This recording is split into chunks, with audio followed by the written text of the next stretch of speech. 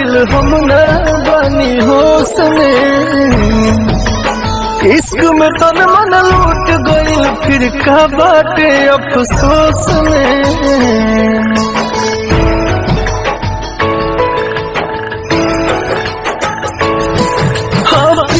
पराइल यार भुलाइल हम ना बानी होश में, इश्क में तन मन लूट गइल फिर का बाटे अफसोस में। एक चंदा कमी उनकर खल जाला हो, आंसू आँख से निकल जाला हो। ओ चंदा कमी उनकर खल जाला हो, आंसू आँख से निकल जाला हो।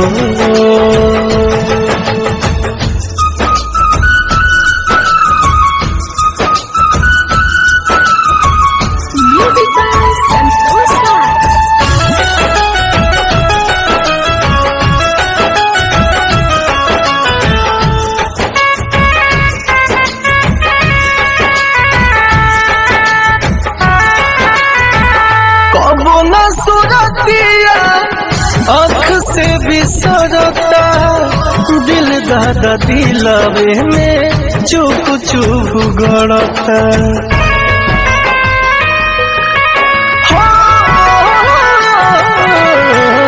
कबो न सुरतिया आँख से बिसरता, दिल दादा दिलवे में चुप चुप गड़ता।